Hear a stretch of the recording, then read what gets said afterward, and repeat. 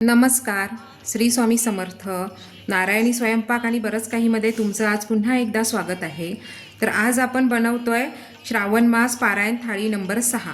आजपर्यंतच्या 5 थाळ्या आपण अपलोड केलेल्या आहेत. तुम्ही चांगला प्रतिसाद दिलेला आहे, त्यामुळे उत्साह पण वाढलेला आहे. तर आपण आज बनवतोय भरलं दोडकं, सिमला मिरचीची भजी आणि भेंडी फ्राय. तर याची मी तयारी करून घेतली आहे. आज भाकरीचा नैवेद्य दाखवणार आहे. तसंच डाळ वगैरे हे सगळं मी उकडून तयार करून ठेवलेलं आहे. आता आपण एक एक पदार्थ करायला सुरुवात करू. आता आपण ज्या भेंडी भरायच्या आहेत त्याच्यासाठी मसाला तयार करून घेते. तर आलं खिसून घेतलं आहे, कोथिंबीर बारीक चिरून, हळद घेतली आहे एक पाव चमचा, म्हणजे त्याहीपेक्षा कमी आहे, अर्धा चमचा गरम मसाला, अर्धा चमचा मिरची पावडर आहे किंवा मालवणी भाजका मसाला घेतला तरी चालतो. मीठ घेतलं आहे. आता ह्यातनं मी दाण्याचं कूट घेते आहे, शेंगदाण्याचं.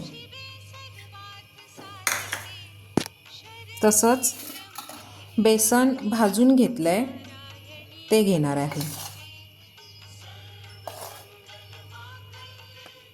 भेंडी किती आहेत त्या प्रमाणात मसाला वाढवायचा. भेंडी किती आहेत त्या प्रमाणात मसाला आपण म्हणजे पीठ किंवा शेंगदाण्याचं कूट हे घ्यावं, बेसन किंवा कूट. आता लिंबू पिळून घेते. मिक्स करून घ्यायचं. लिंबाचा रस आपण घेतलाच आहे, तर बऱ्यापैकी त्यात होतं काय बघायचं, नाहीतर जरासं पाणी घ्यायचं आपण, कारण जेवढा घट्ट असेल मसाला तेवढं बरं. आता लिंबू रसात बऱ्यापैकी आणि आल्याचं जे पाणी होतं खिसलेल्या आल्याचं, त्याच्यात बऱ्यापैकी मसाला हे झाला. तर थोडंसं अगदी 2 चमचेभर जरी पाणी घेतलं ना तरी चालेल.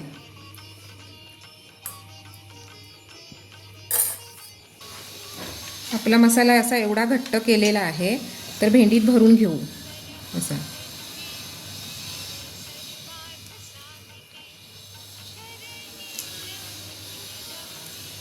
अशा सगळ्या भेंडी भरून घ्यायच्या.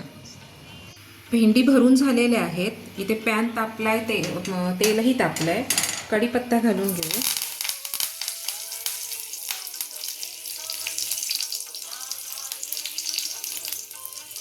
अशा भेंडी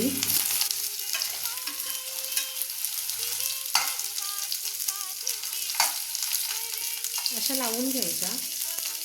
आणि मासे आपण कसे भाजतो किंवा बटाट्याची कापं जशी भाजतो ना तसं भाजून घ्यायचं. तर आपण भाजून घेऊ, तोपर्यंत आपण दोडक्याचा मसाला तयार करतोय. दोडक्याची भाजी करून घेतोय, भरलं दोडकं. तर त्याच्यासाठी बघा, टोमॅटो घेतलाय, अर्धा टोमॅटो चिरून घेतलाय आणि ह्याच्यात मी खोबरं, कोथिंबीर आणि आलं हे जरा मिक्सरला लावून घेतलंय. 3 चमचे मी शेंगदाणा कूट घेतलंय, 2 चमचे बेसन घेतलंय, 1 चमचा लाल तिखट म्हणजे भाजका मसाला घेतलाय मालवणी, 1 चमचा गरम मसाला आणि मीठ घेतलंय चवीनुसार. हा मसाला आता असा मिक्स करून घेऊन दोडक्यात भरून घ्यायचा. गरज असेल तर पाणी घालायचं. मला आता जरा अर्धा चमचा तरी पाणी लागेल यात.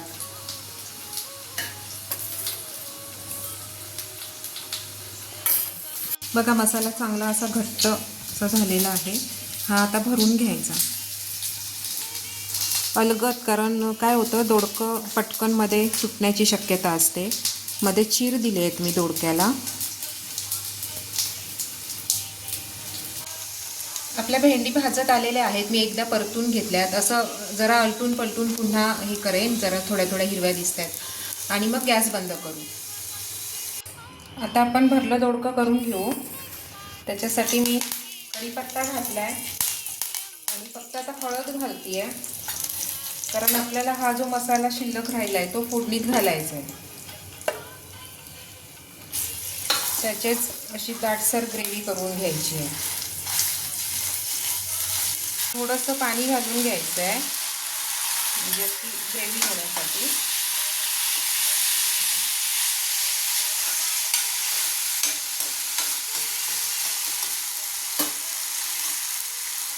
आणि यात दोडकं सोडायचं.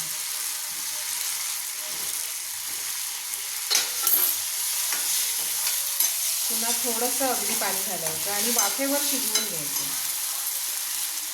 अगदी थोडंसं. मीठ वगैरे त्या मसाल्यात घातल्यामुळे यात मी वेगळं काही घातलेलं नाही आहे. आता आपण डाळ फोडणीला घालून घेऊ.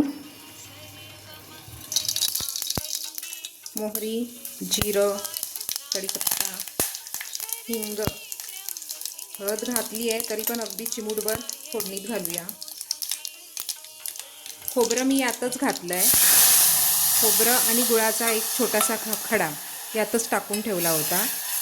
आता यात आणखीन गरम पाणी घालूया थोडंसं.